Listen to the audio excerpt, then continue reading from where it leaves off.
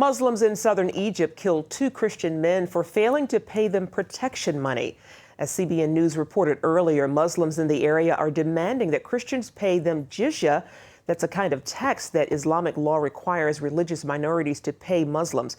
But the tax is so high, many Christians simply can't afford it. The Voice of the Martyrs reports that a Muslim man demanded a Christian in a village in Asuit pay him nearly $1,500. The Christian sought help from local police, but to no avail. When he failed to come up with the money, several Muslims went to his home and shot him and his cousin to death.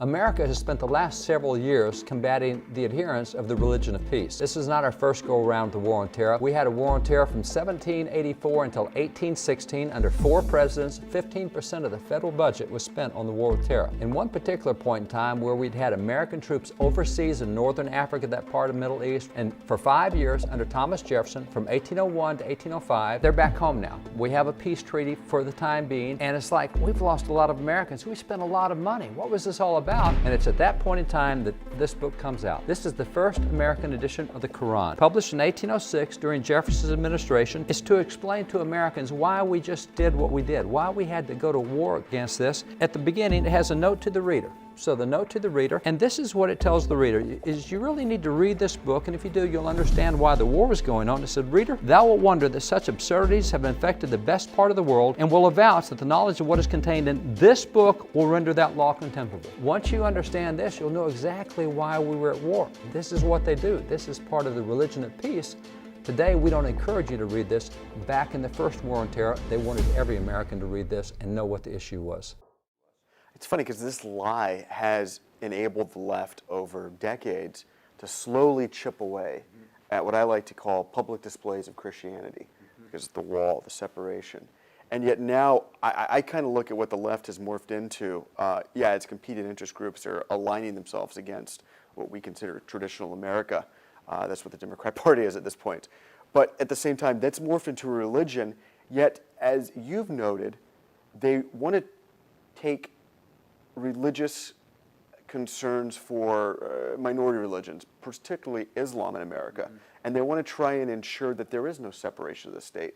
In fact, that the state not only protects, but it tries to go out of its way to indoctrinate, might be the right word, public school students about not the moral superiority of Islam, but to try and counterbalance conceptions out there that Islam is somehow not the religion of peace. And public schools seem to be dedicated to that. Can you talk about? They are. It's very unfortunate. I've been involved in 7 cases Supreme Court, and in one of them, the justice has talked about how that the court has now established what they call classes of religion. And rather than everyone having a free market shot, and you know, I don't know the numbers, but there may be more Fords on the road than there are Chevys, than there are Yugos and whatever, but that's what people choose. But the court comes in and says, oh, there's too many Fords on the road. We have to squish the Fords down and lift up the Dodges. And so if the court gets into equalizing everything, and that's what they did on religion. They said if you're a religion that has more adherents, that's not fair for those that have fewer adherents. So we're going to have to squish you down, and we're going to have to raise them up. And in America, about 78 to 86%, depends on what the polling numbers are, say they're Christians. About 1.8% say Jewish, and about 1.1% say Muslim. Well, if you're 82% Christian, that's not fair for the 1.1%. So the court steps in and says, you're going to be required in public schools to spend 3 weeks studying Islam, but we're not going to let you study any Christianity. You can't do that. And so comparative religion has pretty much gone out the door in textbooks. One of the things we see textbooks now is hard promotion of Islam and very much denigration of Judaism and Christianity.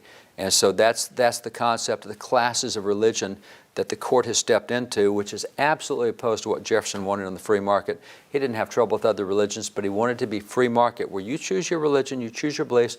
We're not going to nail you for your beliefs unless, as he said, your beliefs cause you to do harm to someone else.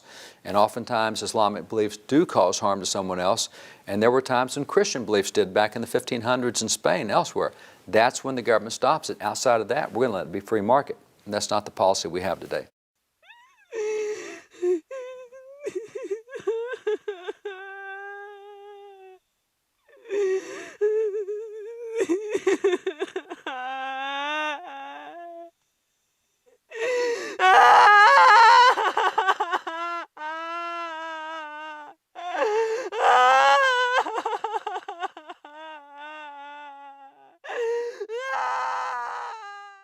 one particular story seems to be getting glossed over by the mainstream media. What's that? I'm talking about an entire civilization that's being stomped out of the Middle East. Christians are being persecuted en masse, and the silence in the media and the West more generally is deafening. To be frank, they're either completely unaware or they don't give a damn. In Mosul, a city in northern Iraq, Christians have been given a choice to either convert to Islam or die. ISIS, the Islamic State of Iraq and Syria, issued a statement, a decree really, giving Christians a Saturday deadline, just this past Saturday, a deadline to convert at the sword. Here's just part of the statement. It was decided to offer Christians one of three choices. One, convert to Islam. Two, pay a head tax for being Christian. Or, if they refuse, death. Look at this image. ISIS is plundering through the city and painting the letter N for Nazarene, which means Jesus of Nazareth, on the people's doors in order to alert authorities of which homes are Christian. Now, I know it's easy to think of the Middle East as a region of Islam. Why would Christians want to live there? Of all places, sorry, Mosul was once the heartland of Christianity. Christians have been in Iraq for over 1,800 years. Think about that. Their presence predates Islam. Christianity in the Middle East is by no means a Western imposition, and yet silence to their persecution. Consider what would happen if Christian radicals seized control of London or Paris and began the systematic murder of Muslims, destroying their mosques, burning their Quran. Do you think there'd be outrage? Of course there would be. Everyone from the Pope to Obama to Beyonce would denounce.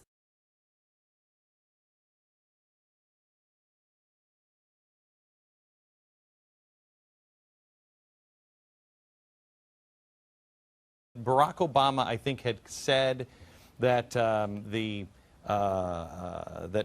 Islam had played a great role at the founding of our nation. And I said, David, I wasn't aware of that. We have it? Watch this, watch this, watch this. Wait till you hear it. Ramadan is a reminder that Islam has always been a part of America.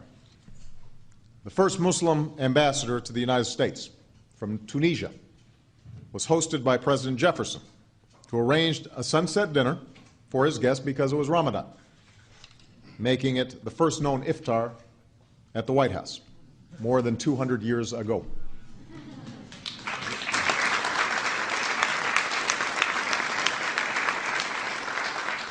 Yeah, no, I know. This is okay. So that was a special moment. It was a sunset cruise.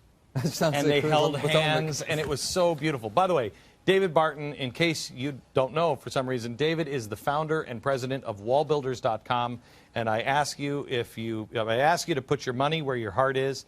Wallbuilders.com does more good than a pack of charities combined.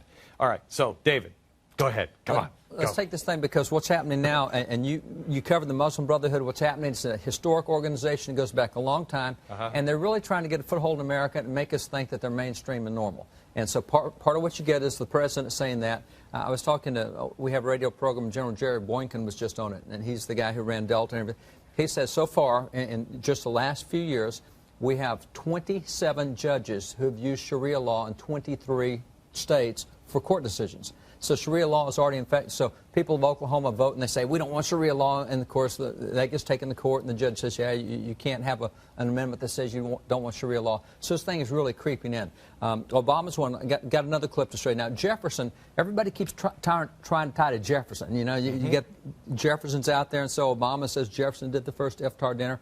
Let me take you back to another reference to Jefferson, and it deals with Keith Ellison. Keith Ellison is the first modern Muslim elected to Congress back in 2007. And you'll see a picture here of Keith Ellison, and he's got his hand on a Koran, being sworn in. It hadn't happened before in America, so he's being sworn on this Koran. And in being sworn in on this Koran, and you see a close-up of here, you can see on the back what it says, it's Jefferson's Koran. It's from 1746.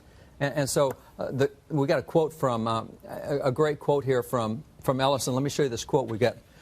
There he is. See, there's there, and see his hand on it. And so you see a close-up of it. Look at Nancy Pelosi right after plastic surgery. Here's what he says. The Quran is definitely an important historical document in our national history, and it demonstrates that Jefferson was a broad visionary thinker.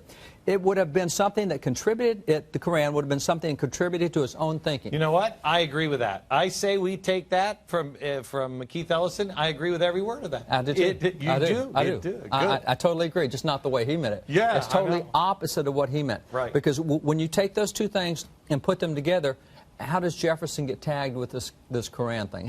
Why are they using him to justify what's happening with Islam in the United States? And that's where you got to go back, because we've had, what we're doing right now at the military is really America's second war on terror. The first war on terror we had lasted 32 years, went through 4 different presidencies and the Continental Congress.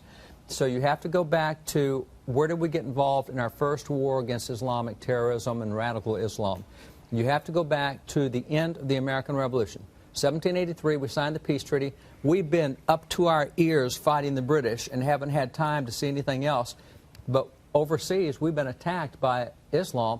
And so what happened was these 3 guys you see here, these are the first 3 ambassadors sent by the Continental Congress to negotiate with Muslim extremists in Europe. So you've got Jefferson, you've got Franklin, you've got Adams. These 3 guys are sent to Europe. And at this point, we don't have a Navy. The French were our Navy. You know, we had the British Navy. Now we separated from so these guys are trying to go settle things. And what's really interesting is after these guys have been in Europe for 2 years negotiating with Muslim extremists, Adams and Jefferson get out with the Tripolitan ambassador, and they said, you know, we've kind of developed a relationship of trust here. We don't understand. Why do you keep attacking America? We haven't done a thing to you. We've come after you in no way. We've created no offense for you. Why in the heck do you keep attacking? Because everywhere we would send an American ship that had an American flag on it, these guys are going after it. They're hitting Americans. They're capturing Americans. They found they could hold them as slaves. Then they found they could sell them. They would get about $1 million a ship for ransoming the captain. And so Jefferson and Adams say, what's up with this? Look at the answer of the ambassador. Here's his explanation of why all these unprovoked attacks against America. This is what he said. The ambassador answered us that it was founded on the laws of their prophet Muhammad, that it was written in their Quran that all nations who should not have acknowledged their authority were sinners. It was their right and their duty to make war on them wherever they could be found and to make slaves of all they could take as prisoners, and that every Muslim who should be slain in battle was sure to go to paradise. Notice the motivation. Why are you attacking us? Well, our prophet requires that we do it. The Quran says we have to do it. We're told in the Quran we have to attack you, we have to make you slaves and subjugate you to us. And we're told that if we do that and we get killed doing it, we're going to heaven. So what happens is you get this answer that says, hey, we're required to do this about the Quran. And it's like these guys go, wait a minute. There's a religious book that says you go to heaven for killing people and going to war against people. And they go, nah. And so Jefferson says, I got to read this for myself. Well, there's your first introduction to the Quran. Jefferson wants to see for himself if there really is such a wacky position that you go to heaven for killing people and creating war. And so that's the first exposure against. Now, we'll come back to that later because he's not president yet. So all this is going on. We don't have a Navy. We don't have an Army. Founding fathers absolutely deplore a standing Army. They don't want a permanent military. They condemned that in the Declaration. They did not allow that in the Constitution. They didn't forbid it, but they didn't establish it. Now we go to George Washington being president. The only way we've been able to find to keep these guys from attacking us is we have to bribe them. If we pay them millions upon millions, then so it's extortion. We're in serious blackmail. By the time you get to the 7th year of Washington's 8 years, in his 7th year, Washington is now paying 16% of the entire federal budget to keep these guys from attacking us. So 1/6 of the federal budget. 1/6 of the federal budget is going to keep Islamic extremists from attacking us. This is where Washington's had it, because he's a military guy. He likes to fight. He's already won battles. He's been a guy all of his life fighting battles. Look what he says about, he's fed up with these terrorists. This is the quote that he uses. He said, would to heaven we had a Navy able to reform those enemies to mankind or to crush them into non-existence. I wish I had some means to go over there and thump them. That's the first time he goes before Congress and says, okay, we need to change our position on a standing army, because we always thought we'd get attacked here, and if we did, all the farmers go home and get their squirrel guns, we'd fight off the British again. We didn't think about having to defend America overseas. No president right now would say that. That's right. No president right now would say that. But see, that's what he was. And that's why they didn't want a standing army. Now they have to reconsider. So he says, appropriate money, let me build a Navy. Congress, here's his policy. Here's why he wanted a Navy. This is what Washington said.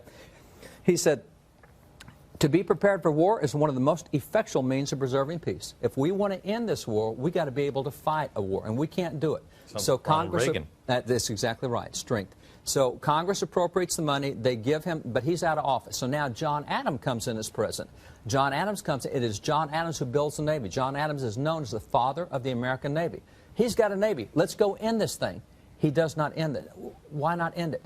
John Adams, who's first diplomat, now he's done this for 15 years, vice president under Washington.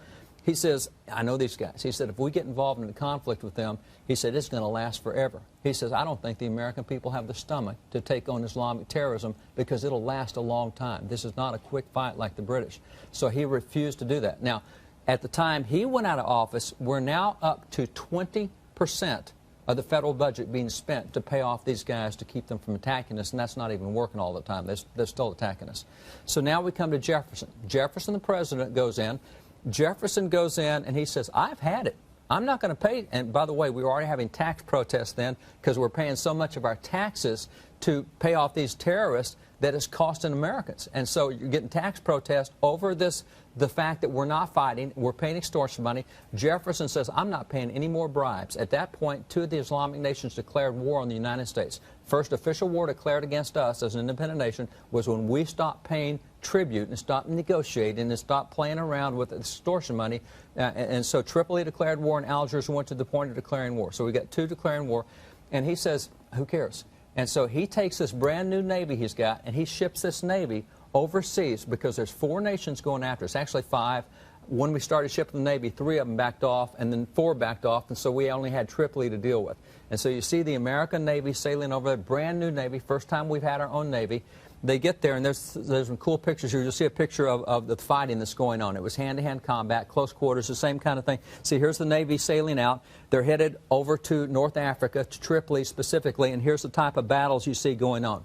And so this is Stephen Decatur, a young lieutenant who's there engaged in all this battle. And so this is fighting to keep them from attacking Americans because they're having their way with everything going on. This is young Stephen Decatur. So at this point, Jefferson puts military troops on the ground for 5 years over there.